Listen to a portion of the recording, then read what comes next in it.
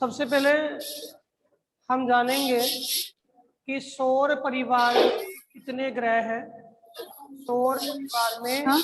कितने ग्रह हैं। अपना ऑडियो बंद कीजिए भाई, बीच में जो मुझे तो पता नहीं आपकी आवाज सुनाई कैसे देती है। आप ही की सुनाई। मैं माँ को भी क्या बोलती हूँ, हाँ अरे बीच में क्या माँ बातें मेरे कर को रहे हो नहीं भाई। देखी। देखिए, सौर परिवार के सदस्यों की बात करें तो सूर्य जो है हमारे सौर परिवार का मुखिया है। और सबको पता है सूर्य है क्या, एक तारा है जिसका निर्माण लगभग 5 से 6 अरब वर्ष पूर्व हुआ। अब सौर परिवार में आपके वर्तमान में 8 ग्रह जो सूर्य परिवार के सदस्य है। एक ग्रह जिसको निष्कासित कर दिया, उसके बारे में भी पढ़ेंगे। हम बात कर रहे हैं सबसे पहले इन ग्रहों को क्रम से जमाएं। प्रश्न आ जाता है आकार के आधार पर, दूरी के आधार पर, द्रव्यमान के आधार पर। ठीक है, तो सबसे पहले हम आकार के आधार पर इसको क्रम से जमाएं तो बुध है,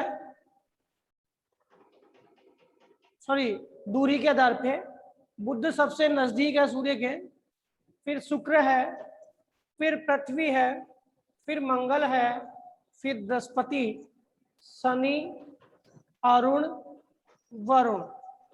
बृहस्पति, शनि, अरुण और वरुण। इंग्लिश में आपको नाम थोड़ा सा याद करना है, कभी आपसे पूछ ले इंग्लिश के नाम सामने आए तो आप तुरंत उनको बता सके। मरकरी है, बुध को क्या बोलेंगे, मरकरी। शुक्र को विनस, पृथ्वी को बताइए अर्थ बोलते हैं। मंगल को बोलते हैं मार्स। जुपिटर, सैटर्न, यूरेनस और नेपच्यून। यूरेनस और नेपच्यून। दूरी के आधार पे क्रम क्लियर हो गया। पहला कौन सा, बुध, शुक्र, पृथ्वी, मंगल, बृहस्पति, शनि, अनु और वरुण। दूसरा जो हम क्रम देखें वो आकार के आधार पे देखें। तो आकार के आधार पे देखें तो सबसे बड़ा ग्रह कौन सा है, बृहस्पति, उसके बाद शनि, फिर अरुण, फिर वरुण, इसके बाद पृथ्वी, शुक्र, मंगल, बुध। एक नंबर पे बृहस्पति, शनि, अरुण, वरुण, 1 2 3 4। ठीक है, फिर आपका पृथ्वी, शुक्र, मंगल और बुध। आप डायग्राम से बना ले, भी इसके साथ साथ ही लिखते जाए जो भी एक एक हम पढ़ेंगे। ऐसे ही आयतन के आधार पर चारों वही क्रम है, द्रव्यमान के आधार पर देखें तो वही क्रम है। ठीक है, तो आयतन देख लो, द्रव्यमान देख लो या आकार देख लो, तीनों के आधार पे एक ही प्रकार का क्रम है। दूरी के आधार पे पूछ ले अवरोही क्रम में, तो अवरोही में वरुण से स्टार्ट करोगे बुध तक ले आओगे। और दूरी के आधार पे पूछ ले आरोही क्रम में, तो बुध से स्टार्ट करोगे और वरुण तक ले जाओगे। ऐसे आपको द्रव्यमान के आधार पे पूछ लिया, द्रव्यमान के आधार पर बताइए। द्रव्यमान के आधार पे बृहस्पति, शनि, अरुण, वरुण। द्रव्यमान का मतलब कितना भार है, तो सबसे बड़ा है तो उसमें भार ज्यादा है, आयतन भी ज्यादा है। तो बृहस्पति, शनि, अरुण, वरुण, पृथ्वी, शुक्र, बुध और मंगल। पृथ्वी, शुक्र, मंगल और बुध, मंगल और बुध। ठीक है, और दूरी, आकार, द्रव्यमान, दूरी पे आरोही क्रम बढ़ता, दूरी पे अवरोही क्रम। ठीक है, अगर आपको ये पूछ लिया कि बेटा बताइए कि जो अपने ग्रह है इनको आप आकार के आधार पर अवरोही क्रम में लिखिए, आकार के आधार पर अवरोही क्रम में लिखिए। तो सबसे बड़ा आ गया, फिर छोटा छोटा छोटा। आकार के आधार पे आरोही क्रम में लिखिए बढ़ते हुए में, तो सबसे पहले बुद्ध। आकार के आधार पे आरोही क्रम में असेंडिंग ऑर्डर में, तो पहला बुध आया, फिर मंगल आया, फिर पृथ्वी आया, फिर शुक्र आया, फिर वरुण, अरुण, शनि और बृहस्पति। क्लियर है क्या?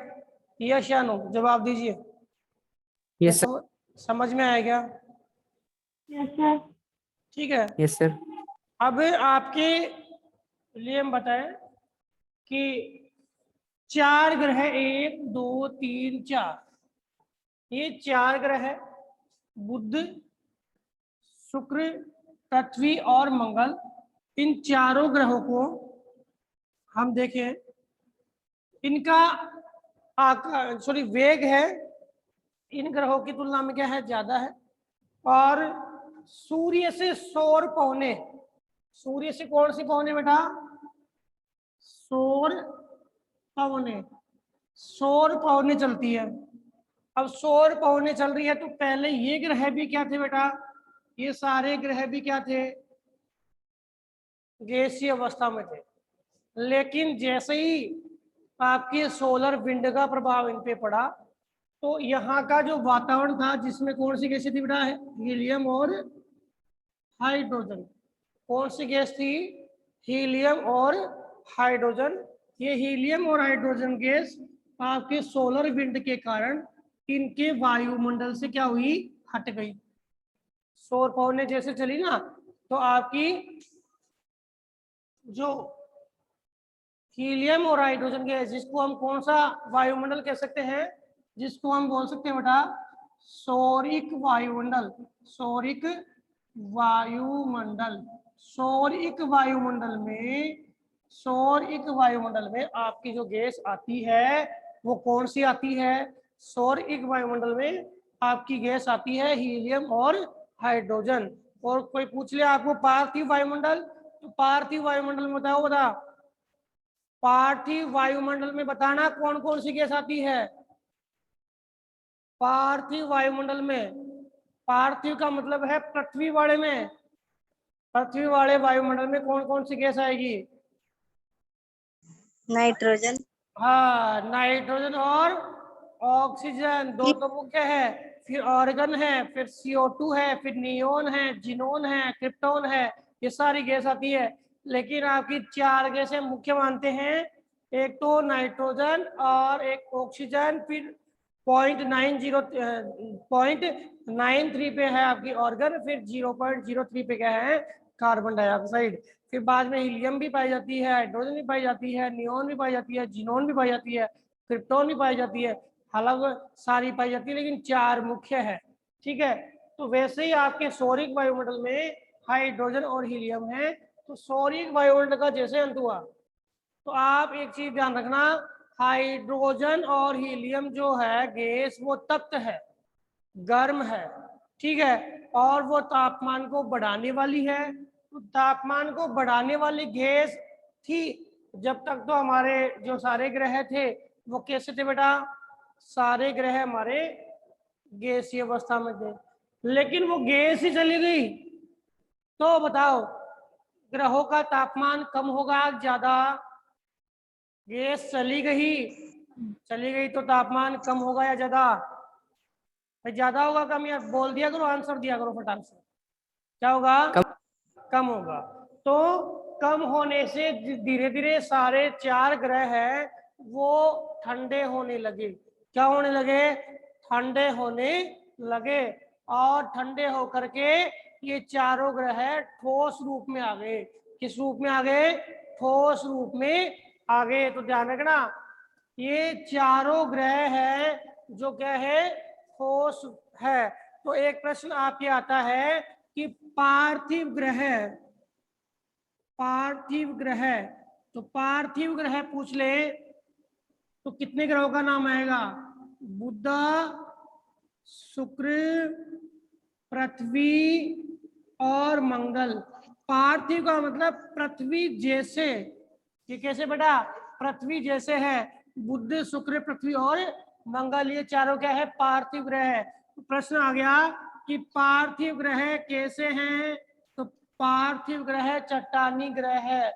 पार्थिव ग्रह क्या है, चट्टानी ग्रह है। तो पार्थिव ग्रह चट्टानी ग्रह क्यों है, क्योंकि सौर पवनों के प्रभाव के कारण यहाँ से सौरिक वायुमंडल का अंत हो गया और धीरे धीरे ये गैस थी वो पृथ्वी, शुक्र, मंगल और बुध, ये चारों क्या कर रहे हैं, घूर्णन कर रहे हैं दोनों पथ में, अपने पथ में यानी अपने अक्ष पर और अपने दीर्घवर्तीय अक्ष पर।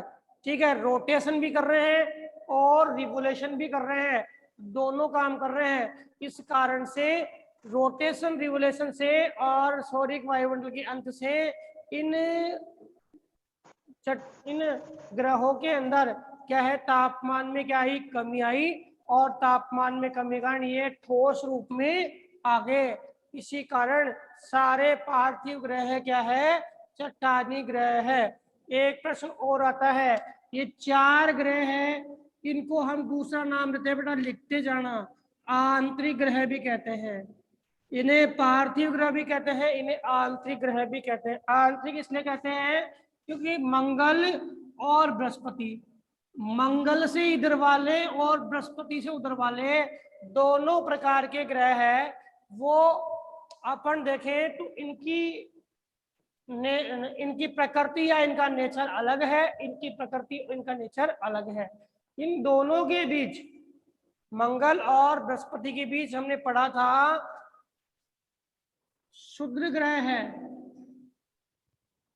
क्षुद्र ग्रह, एस्ट्रॉइड जिसे बोलते हैं। क्या बोलते हैं, एस्ट्रॉइड।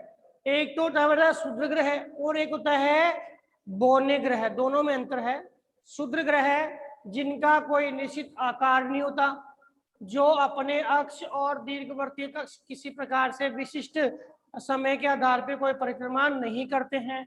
ये लगभग 40,000 से भी ज्यादा की संख्या में है और ये बृहस्पति और मंगल के बीच में एक पट्टी के रूप में विस्तारित है। ये तो है बेटा क्षुद्र ग्रह।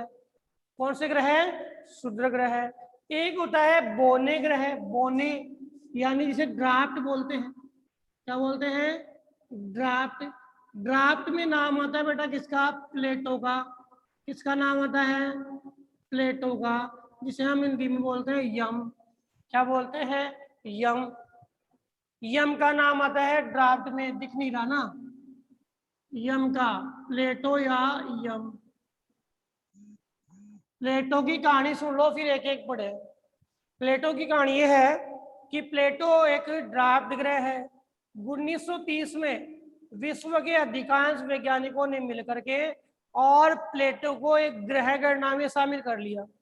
ग्रह गणना में शामिल तो कर लिया, लेकिन अध्ययन चलता रहा, चलता रहा, चलता रहा। अब 24 अगस्त 2006, डेट जरूर लिख लेना, 24 अगस्त 2006 को प्राग में एक सम्मेलन हुआ। ठीक है, चेक गणराज्य की राजधानी है प्राग। उसमें क्या हुआ, सम्मेलन हुआ और सम्मेलन में यहाँ के जो वैज्ञानिक है उन्होंने 2006 में इस प्लेटो से ग्रह गणना का दर्जा छीन लिया। क्या कर लिया भाई, ग्रह गणना का दर्जा छीन लिया। क्यों छीन लिया, क्योंकि यह ग्रह की परिभाषा को पूर्ण नहीं कर रहा था। क्योंकि यह ग्रह की परिभाषा को क्या नहीं कर रहा था, पूर्ण नहीं कर रहा था। और मैंने कल ग्रह की परिभाषा आपको बताई भी थी पिछले वीडियो में, क्या कि ग्रह वह पिंड है जो अपने अक्ष पे घूर्णन करता है यानी रोटेशन करता है और अपने दीर्घवर्तीय कक्ष पर भी क्या करता है, वो परिक्रमण करता है यानी रिवोल्यूशन करता है। लेकिन वह पिंड किसी भी दूसरे ग्रह के ऑर्बिट में ओवरलैप नहीं करता, यानी दूसरे ग्रह के कक्ष को कभी नहीं काटता। वो होता है बेटा ग्रह। वो क्या होता है, ग्रह। अगर कोई काट रहा है तो उन्हें हम क्या नहीं कहेंगे, ग्रह नहीं कहेंगे, उन्हें हम क्या कहेंगे, बोना ग्रह कहेंगे यानी ड्राफ्ट कहेंगे। और प्लेटो किस श्रेणी में आ गया, प्लेटो आपके ड्राफ्ट की श्रेणी में आ गया, क्योंकि वह क्या कर रहा था, पहले बताया वरुण के कक्ष को काट रहा था। किसके कक्ष को काट रहा था, वरुण के कक्ष को काट रहा था, इसलिए प्लेटो क्या बन गया, ड्राफ्ट ग्रह, ड्राफ्ट प्लेनेट बन गया। बताओ समझ में आ गया क्या भाई, समझ में आ गया यस क्या सर। बेटा? आ गया।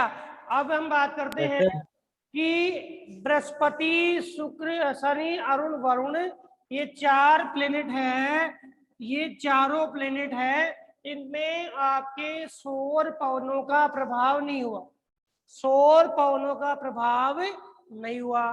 तो ये चारों के चारों प्लेनेट हैं, वो कौन सी अवस्था में हैं, गैसीय अवस्था में। कौन सी अवस्था में है, गैसीय अवस्था में।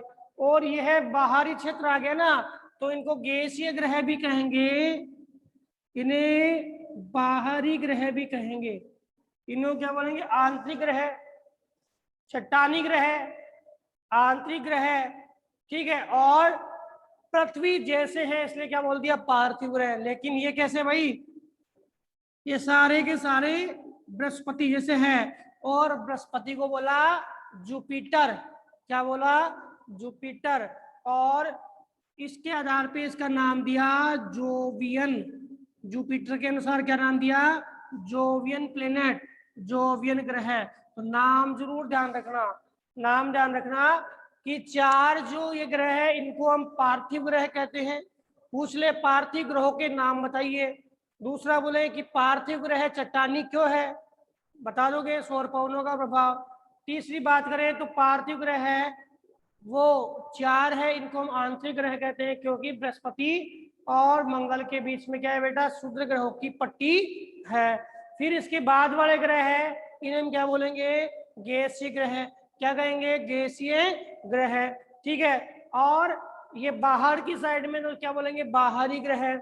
फिर इन्हें क्या बोलेंगे, जोवियन ग्रह, क्योंकि जुपिटर के अनुसार है इसलिए क्या बोलेंगे, जोवियन ग्रह। क्या बोलेंगे बेटा, जोवियन ग्रह। अब हम एक एक करके इन ग्रहों के बारे में जो नॉर्मल बातें हैं वो हम बात जानते हैं। देखो सबसे पहले हम बात करते हैं बुध की। तो बुध जो ग्रह है वह सूर्य के सबसे नजदीक ग्रह है, सबसे नजदीक ग्रह है और सबसे गर्म भी है, सबसे गर्म भी है। बुध के हम पर्यावरण की बात करें तो यहाँ पे विशिष्ट पर्यावरण नहीं है। रातें यहाँ पे बहुत ठंडी होती है और दिन बहुत गर्म होता है। रातें बर्फीली और दिन बहुत गर्म, क्योंकि यहाँ पर्यावरण है वो पृथ्वी जैसा नहीं है। इस कारण से सूर्य का ताप जिधर मिलेगा वहां गर्मी। जहां मान लो कि किसी चीज को आग से जला रहे हैं तो वो गर्म होगी, तब तो कि तो भयंकर अंगारे की तरह वो गर्म हो जाएगी, और जैसे ताप से उठाया तो बहुत ही शीतल हो जाएगी। वही स्थिति कहाँ की है, इस किसकी, आपके बुध ग्रह की है। किसकी भाई, बुध ग्रह की। तो बुध ग्रह की हम बात करें तो यह ग्रह जो सूर्य के परिक्रमा करने में लगभग 88 दिन का समय लगाता है। कितना, सूर्य के परिक्रमा करने में कितना, लगभग 88 दिन का समय लगाता है, ठीक है। तो एक चीज और ध्यान रखना, आप अलग अलग बुकें उठाओगे, कोई भी ऑथेंटिक बुक किसी भी राइटर की, तो किसी भी राइटर की बुक में एक समस्या आएगी कि जो आगे वाले ग्रह है इनके उपग्रहों में समस्या आएगी।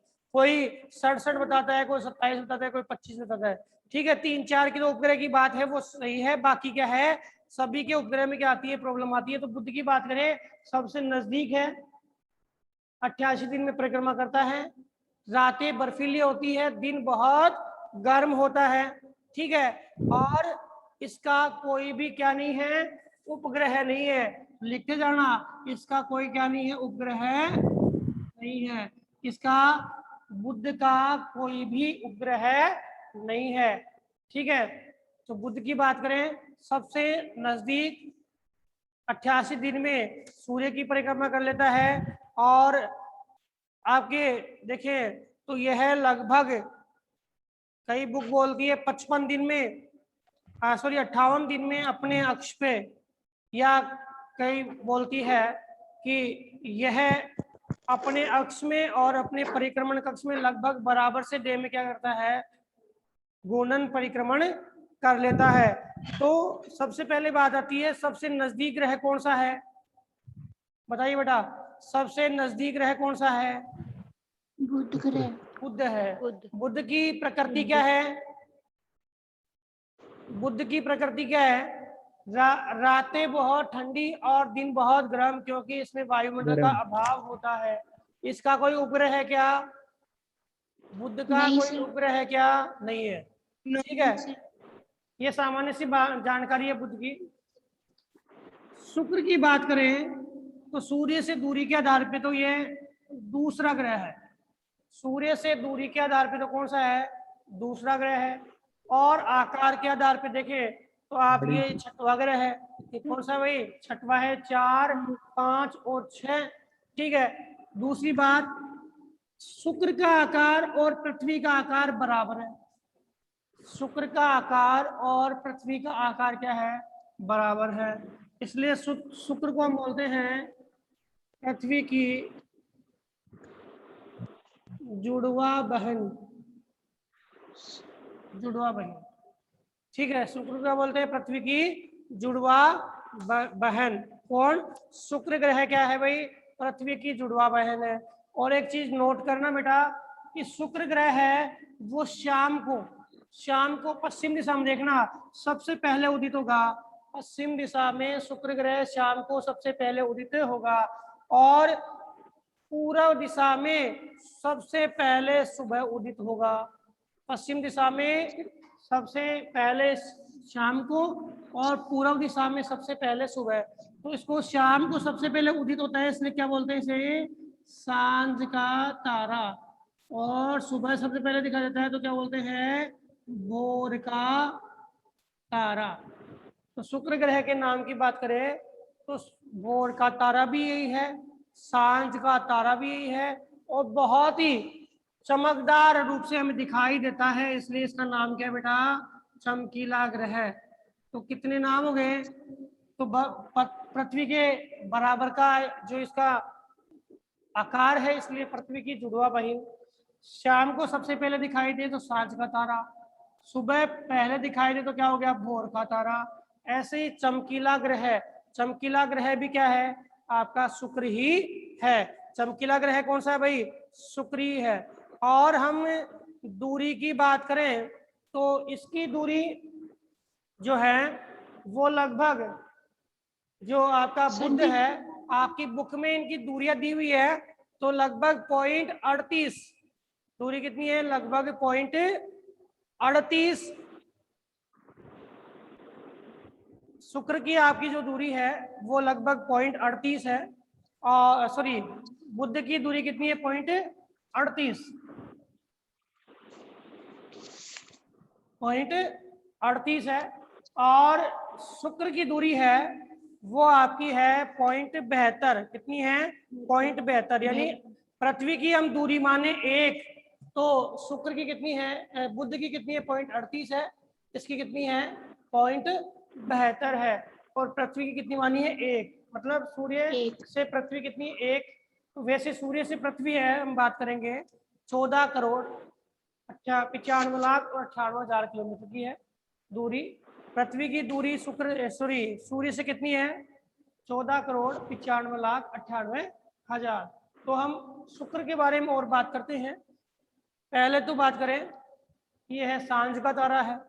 दूसरी बात करें, ये है भोर का तारा है। तीसरी बात करें, ये चमकीला ग्रह है। चौथी बात करें, पृथ्वी के साथ का है। ठीक है। पांचवी बात करें शुक्र से, जो शुक्र है इसमें सबसे ज्यादा मात्रा में कौन सी गैस है? Carbon dioxide. कौन सी गैस है? Carbon dioxide. और कार्बन डाइऑक्साइड के वायुमंडल के होने के कारण इसकी स्थिति भी बुध जैसी है। इसकी स्थिति भी क्या है? बुध जैसी ही है। इसमें भी बर्फीली रातें और अत्यंत गर्म दिन है। बर्फीली रातें और अत्यंत गर्म दिन है, क्योंकि बर्फीली रातें, क्योंकि CO2 है वो बर्फ निर्माण का कारण बनता है, इसलिए CO2 की अधिकता कारण बर्फीली रातें और अधिक गर्म दिन इस पे पाया जाता है। अब इसकी बात करें, जो शुक्र है वह किस प्रकार से गुणन करता है, शुक्र किस प्रकार से गुणन करता है।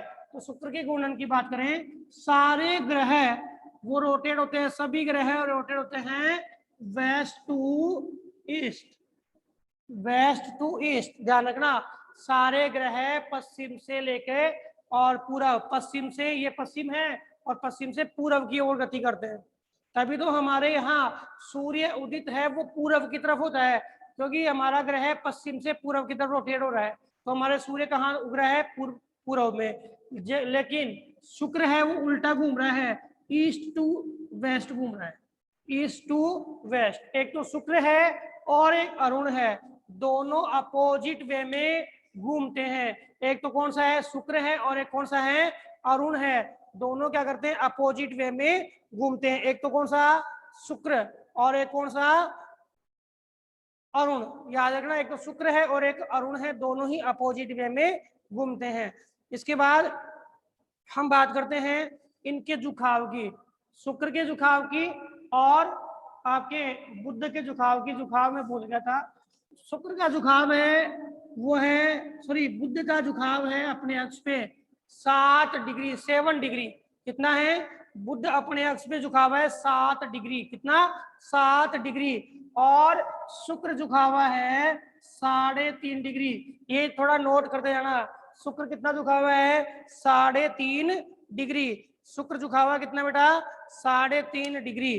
ठीक है, तो समझ में आया क्या, शुक्र का झुकाव कितना है, अपने अक्ष पे 3.5 डिग्री। क्या शुक्र सभी ग्रहों के अनुसार परिक्रमा करता है, बताइए, क्या शुक्र सभी ग्रहों के अनुसार परिक्रमा करता है क्या?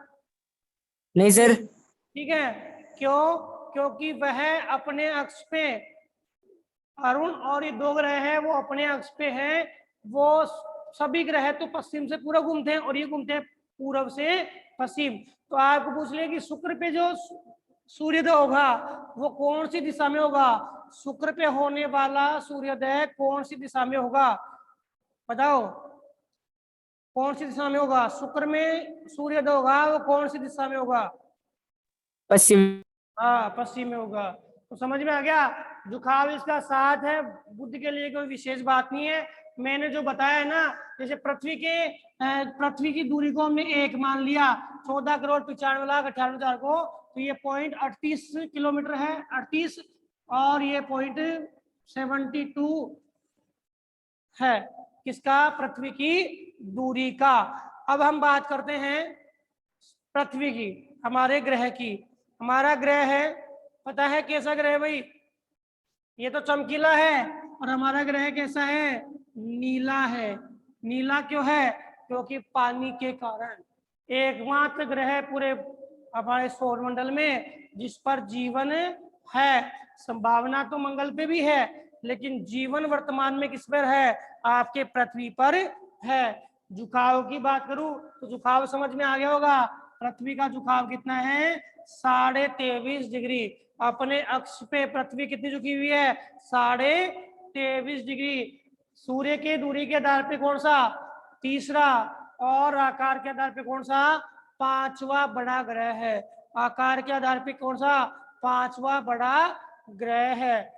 दूरी देखें तो 14,95,98,000, ये क्या है, इसकी दूरी है। 14,95,98,000 किसकी दूरी है, सूर्य से पृथ्वी की दूरी है। इसके अलावा हम बात करें घनत्व की, इसकी दूरी, क्या दूरी है, इसकी दूरी वापस, 14,95,98,000, 14,95,98,000 किलोमीटर। डेंसिटी की बात करें, घनत्व 5.5 ग्राम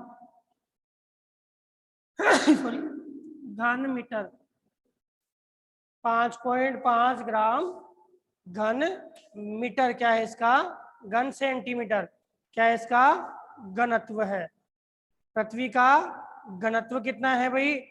5.5 ग्राम घन सेंटीमीटर। ठीक है, पानी के सापेक्ष है, पानी के सापेक्ष है। ठीक है, अब सूर्य है, उसके परिक्रमा करती है पृथ्वी कितने दिन में? 365 दिन में, 365 दिन में। और अपने अक्ष पे करती है बेटा 24 घंटे में।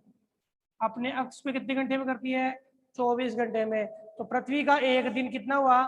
अब इस शुक्र की बात हमने ये की थी, 225 दिन में सूर्य की परिक्रमा करता है। 225 दिन में किसकी भाई? सूर्य की। और 257 दिन में अपनी करता है। यानी पृथ्वी के दिनों को गिना है 24 घंटे के अकॉर्डिंग। यानी शुक्र का जो एक दिन होता है वो 257 दिन के बराबर होता है। शुक्र का एक दिन है वो 257 दिन के बराबर होता है। और 225 दिन में यह किसके परिक्रमा कर लेता है? आपके सूर्य के। क्यों? क्योंकि छोटे ग्रह हैं, इनकी गति बहुत तेज है। छोटे ग्रह हैं और गति बहुत तेज है, और इनका जो परिक्रमण कक्ष है, इसे ऑर्बिट बोलते हैं, वो भी क्या छोटा है। जैसे पृथ्वी की बात करें तो पृथ्वी की परिक्रमण कक्ष की बात करें तो ये 90 खरब का है, 90 अरब का। ये जो टोटल है ना दीर्घवृत्तीय कक्ष वो। तो भाई हम देखें, हमारी पृथ्वी है, ये घूर्णन करती है